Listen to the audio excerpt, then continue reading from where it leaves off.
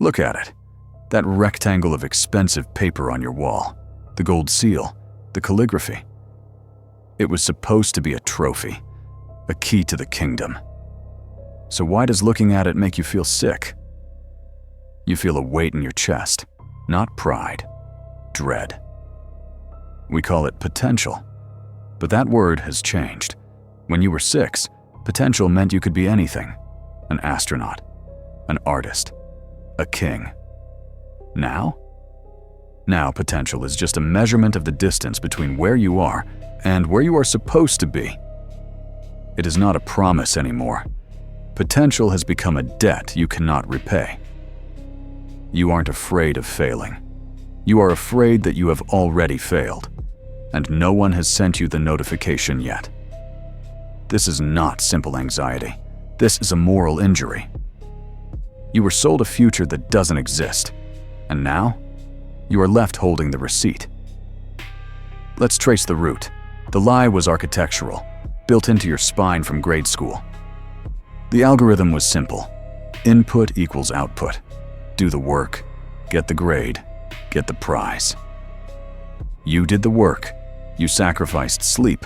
You sacrificed youth. You optimized your hobbies for a resume. You treated your own curiosity like a commodity to be traded. And for a while, it worked. The A's came. The praise came. The dopamine hits of validation kept you moving. But then you graduated, and the conveyor belt stopped.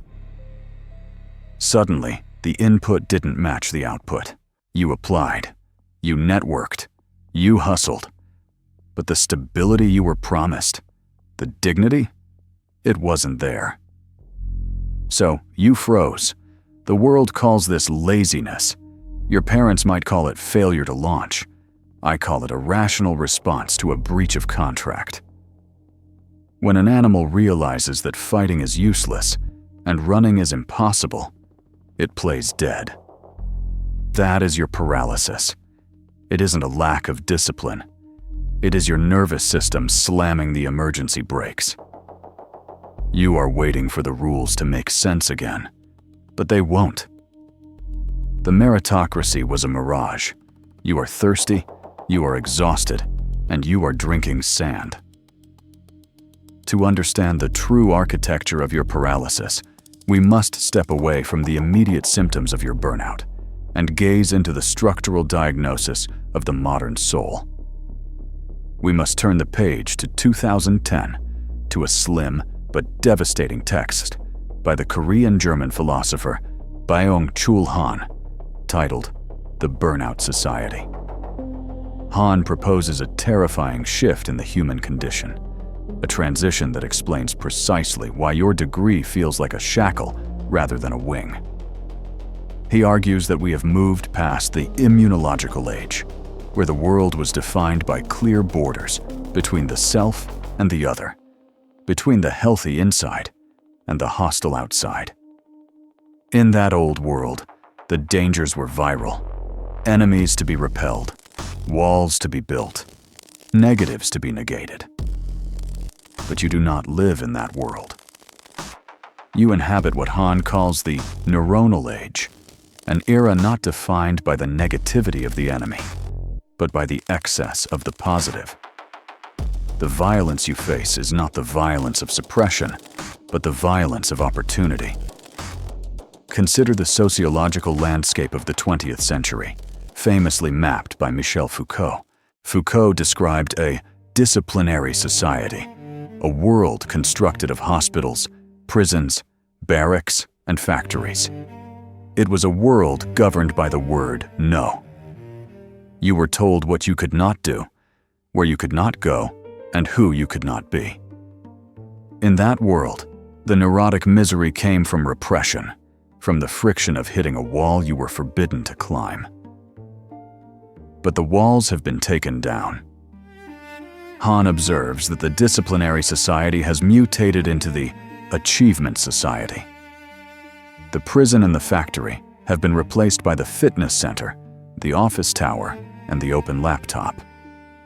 The operating verb has shifted from the prohibitory should to the empowering can. The modal verb can suggests absolute freedom, a limitless horizon where you are the architect of your own destiny, told from birth that yes, you can is the highest form of existence. Here lies the trap, insidious and invisible.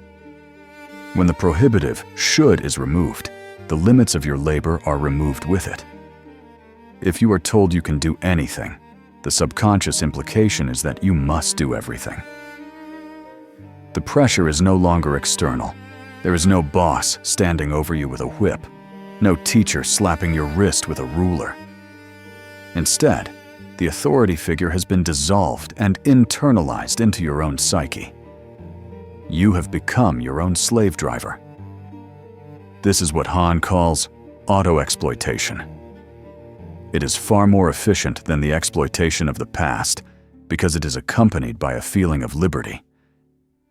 You believe you are working yourself to the bone because you want to, because you are chasing your passion, because you are optimizing your potential. The victim and the perpetrator are the same person. You cannot rebel against the system because you are the system. This brings us back to your paralysis. Han argues that depression and burnout in the Achievement Society are not signs of weakness, but the result of a positive infarction. Just as the body fails when flooded with too much sugar or too much cholesterol, the soul fails when flooded with too much possibility. Your freeze response is the inevitable reaction of a subject who is at war with themselves. You are tired not because you have done too much, but because the command to be yourself is the most exhausting labor of all. You are suffering from the terror of immanence, the realization that in a world without limits, every moment you are not producing, improving, or ascending is a moment of existential theft. The complaint of the depressive individual, nothing is possible, can only occur in a society that thinks nothing is impossible. This is the paradox of your potential. The very freedom you were promised has mutated into a coercive force. You are paralyzed because to choose one path is to mourn the death of 1,000 other potential selves.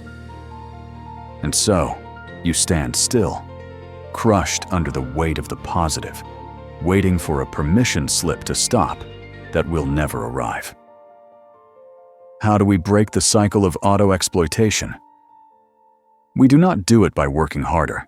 We do not do it by hacking our productivity to make time for rest. We do it by changing the definition of the organism. You are not a machine. You are an ecology. In nature, a tree that blooms all year round is not successful. It is dying. Nature requires cycles of dormancy. It requires the fallow field. It requires the winter. What you are calling paralysis is actually your soul demanding a winter. You have the right to atrophy. You must separate your human dignity from your economic utility. You must realize that your potential is not a resource to be mined until the vein collapses. It is a landscape to be lived in. The refusal to be excellent in a sick society is not failure. It is the highest form of sanity. I am not a project to be completed. Say it. Internalize it. You are allowed to be incomplete. You are allowed to be indebted. You are allowed to sit in the center of the room, surrounded by your unread books and your unfinished plans, and breathe without guilt. The only way to win the war of the Achievement Society is to lay down your weapons and refuse to fight. The degree on the wall is just paper. The debt is just numbers.